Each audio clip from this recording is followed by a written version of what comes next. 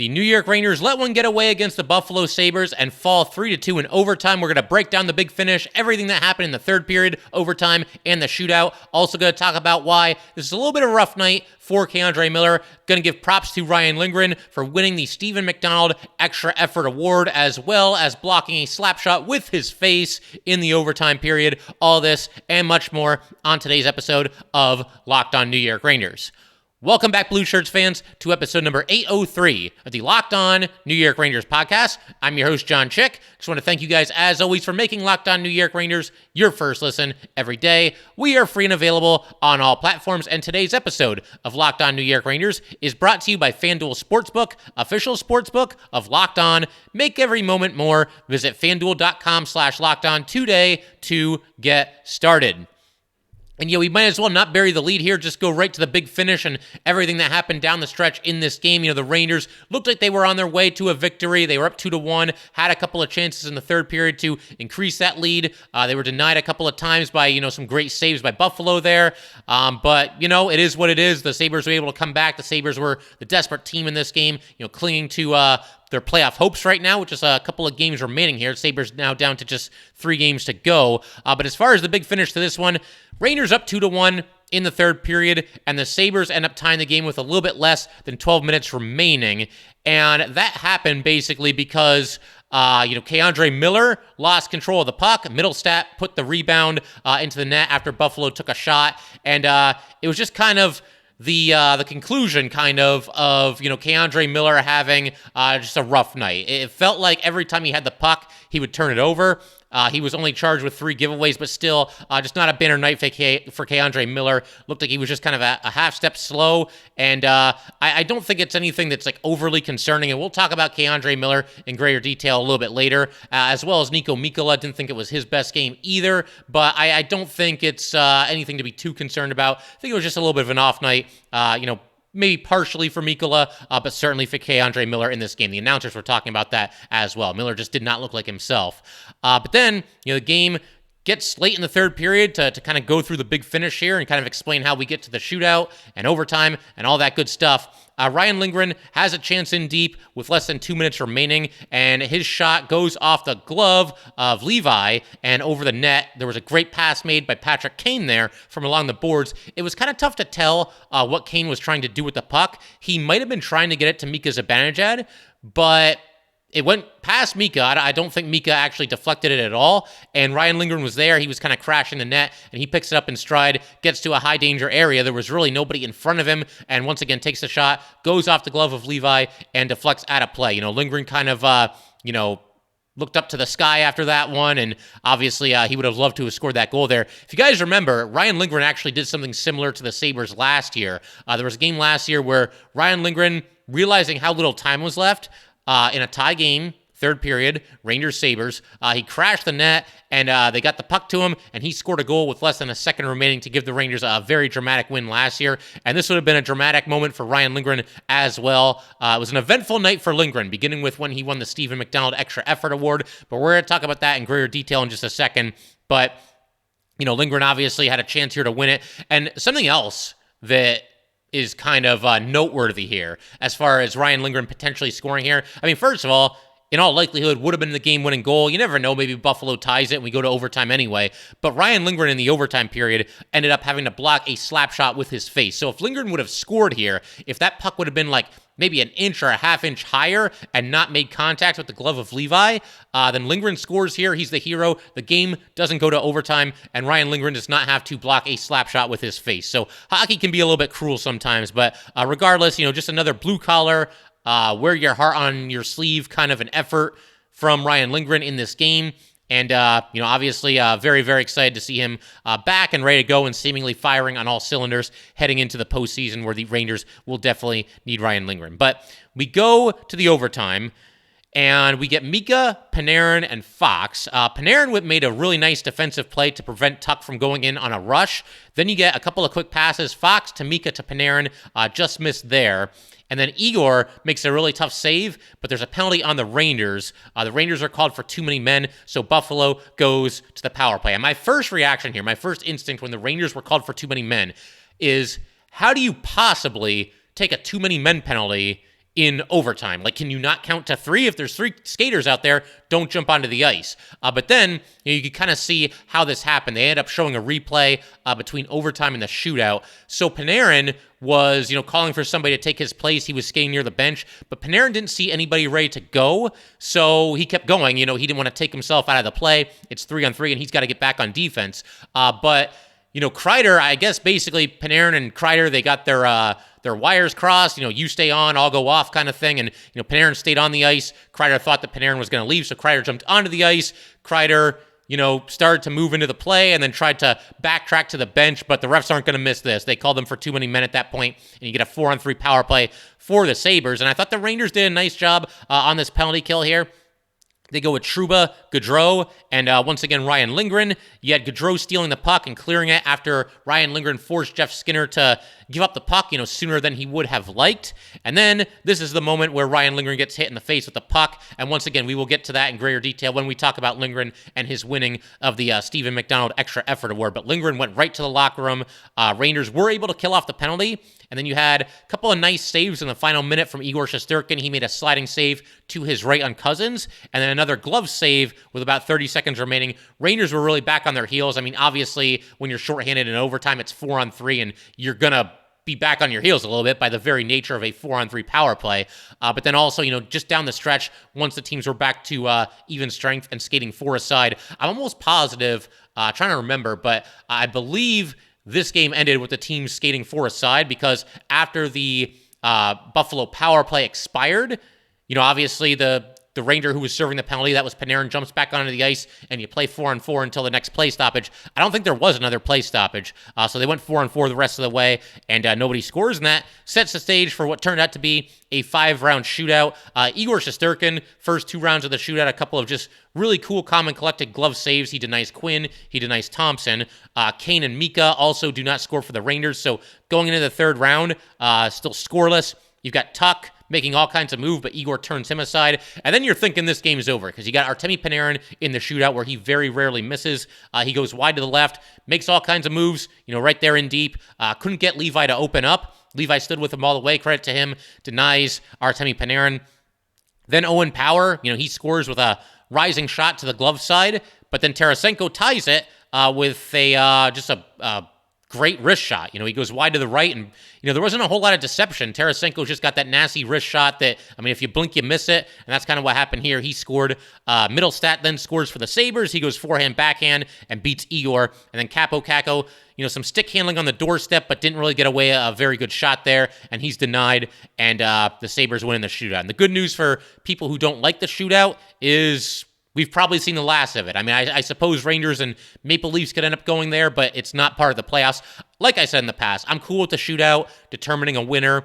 If you play the 5-minute overtime, 3 versus 3, and nobody scores, then go to the shootout, determine a winner. I'm cool with the shootout as long as they never even think about, bringing it into the playoffs. The playoffs have to be 5v5. You play all night if you have to. Somebody has to score a goal and win the game, in the right way. But for regular season, I think it's fine. Going to keep everything rolling in just a second here. I definitely want to talk about the Stephen McDonald Extra Effort Award. It's a really cool thing that the Rangers have been doing for decades now. And, of course, Ryan Lindgren winning the award for the first time. We will get to that in just a second. But first, we got to let everybody know that today's episode of Locked On New York Rangers is brought to you by FanDuel. Grand slams, no-hitters, and double plays are back, and there's no better place to get in on the MLB action than FanDuel, America's #1 sportsbook. That's because right now, new customers can step up to the plate with a no-sweat first bet up to $1,000. Just go to FanDuel.com/lockedon, sign up, place your first bet, and get up to $1,000 back in bonus bets if you do not win. So do not miss your chance to get a no-sweat first bet up to $1,000 when you join FanDuel today. Just go to FanDuel.com/lockedon to sign up. FanDuel, official partner of Major League Baseball. All right, we just want to thank you guys, as always, for making Locked On New York Rangers your first listen every day. We are free and available on all platforms. And yeah, I definitely wanted to spend some time talking a little bit about the Stephen McDonald Extra Effort Award in general, as well as, Ryan Lindgren winning it and why it's so deserved that he does win it, and just the ceremony as well. So first of all, some background information here. We could have new Ranger fans, or there might just be some people who aren't familiar with this award. I think by now, pretty much everybody has an idea of what it is and what it's all about. But basically, once again, Ryan Lindgren wins the award. He is the third Ranger defenseman to win the award. He joins Adam Fox and Brian Leetch, so obviously he's in good company there. And the award is awarded annually to the Ranger who, as chosen by the fans, goes above and beyond the call of duty. And I, for the record, voted for Ryan Lindgren. I remember the one day I was talking about that a little bit, so credit to everybody who voted in that. You can vote for any player on the team. But again, for some background information on this whole thing, Stephen McDonald was a third-generation NYPD police officer. He was shot in the line of duty. His son Connor also joined the NYPD, so up to 4 generations in that family, which is obviously very cool. Stephen McDonald passed away in 2017 at the age of 59. In addition to, being a member of the NYPD, he was also a big-time Ranger fan, and it's just a great thing that the Rangers do to partner with, Mr. Stephen McDonald and establish this award. I think it's a great thing, and by all accounts, it really means a lot to the players. They take it seriously, and I think the fact that the fans vote on it just gives it a little bit more prestige because, you're voting for the player who, just goes above and beyond out there and just plays with all kinds of effort. And, Ryan Lindgren, the way he played in this game, it was certainly befitting of a winner of the Stephen McDonald Extra Effort Award. But, again, a little bit more background here. It was established following the 1987-1988 season, and I thought it was just a great pregame ceremony. The Rangers always do such a good job with this stuff, whether it's, a player being inducted into, having their jersey retired and lifted into the rafters. We saw that with Henrik Lundqvist not too long ago, whether it's something like Military Appreciation Night or Pride Night or, Garden of Dreams Foundation. There's others too. Those are just a couple off the top of my head. But they always do such a good job with these proceedings here, and I thought this was no exception for sure. But the award was presented by Stephen McDonald's son Connor, who himself is now a member of the NYPD. And I love this. I love this moment here because Connor referred to Ryan Lindgren as the heart and soul of this building. And what have I been calling Ryan Lindgren for, the past, season, 2 seasons, whatever it is? That's right, the heart and soul of the New York Rangers. So I really smiled when I heard him say that. And again, it's just a very well-deserved, accolade for Ryan Lindgren. And I mentioned a second ago that the way he played in this game was certainly befitting of somebody who would be awarded the Stephen McDonald Extra Effort Award. Lindgren, on his first shift of the game, gets hit in the mouth. It was friendly fire. Chris Kreider's stick came up, hit Lindgren in the mouth. Lindgren was checking himself out on the bench, making sure he was okay. But of course that would happen. And then the one that really kind of grabbed the headlines as far as something that Lindgren did in this game, you're in overtime here, and Lindgren goes down to a knee to block a shot, which came from Jeff Skinner. And, of all the players in this league who you don't want to get in the way of their slap shot, I think Jeff Skinner's pretty high up there. I mean, he can absolutely let it fly. But Lindgren, it seemed to catch him pretty good. Lindgren claimed afterward that it was just a cut and said he was fine. It's only a flesh wound, I suppose. But this is what he had to say about it. I went down to block it, and I must have got pretty lucky. It just kind of grazed me and got my cheek a little bit, but I'm all right. Lindgren might have said that it just grazed him, but it looked to catch him pretty flush to me, and they showed him on the bench a little bit later in the overtime. He went to the locker room initially, then he came back, and, the right side of his face was starting to swell up, and there's a pretty good bruise there, and I would imagine it looks even more grim today, now that obviously it's been swelling up a little bit, and you know how it is. You get a bruise like that, it turns every color of the rainbow before it finally goes away, and that'll probably be the case for Ryan Lindgren as well, but yeah, Lindgren finished this game with 20 minutes and 18 seconds of ice time. It's actually the third fewest among Ranger defensemen. He was also out there on the penalty kill for 1 minute and 57 seconds, had 1 shot on goal, 2 hits, 1 block shot, and 1 takeaway. And I will say right now for the record that if the Rangers determine, or, Ryan Lindgren's not going to determine this. This will be a call by the New York Rangers if this happens. But if the Rangers determine, the coaching staff comes to the decision that Ryan Lindgren could use the final day of the regular season off, I am completely cool with that. Not that they need my permission, but yeah, Ryan Lindgren, we saw him miss, more games than he usually misses this year. I believe the final total was 19 games that he missed. So the last regular season game, and we'll see what happens because right now the Rangers have 1 game left. The Canes and Devils both have 2 games left. And in theory, the Rangers could still win the division. So maybe if that opportunity presents itself, then you want to maybe try to go for it and put Ryan Lindgren out there. But if the Rangers are in a situation where they can't pass either the Canes or Devils, then maybe you think about giving Ryan Lindgren that last game off, because, like I said, he takes a beating, and sometimes you got to save these guys from themselves,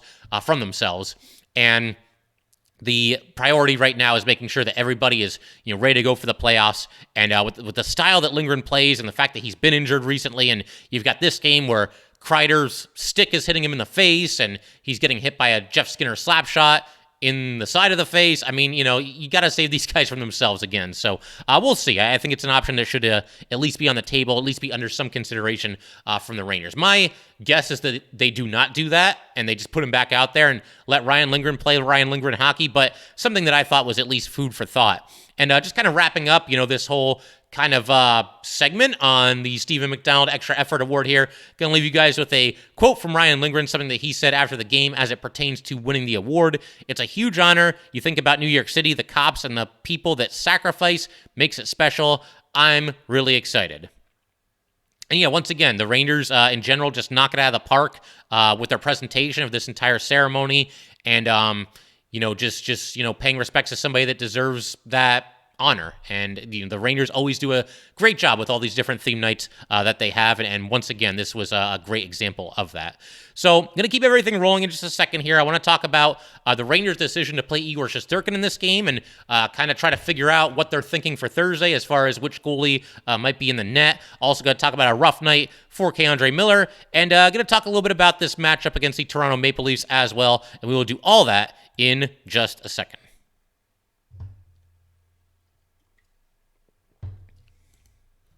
All right, so when there were 3 games left for the Rangers remaining in the regular season, I tried to map out what I think they might do, what I think they should do as far as the goalies are concerned, which goalie should play which games down the stretch here. And my idea when there were 3 games left was you go Igor, Halak, Igor, because I didn't think there was really a reason for Igor to play all 3 of those games unless you just want to step on the gas and make sure that he's really ready to go and really back to being the Igor Shesterkin that we all know and love.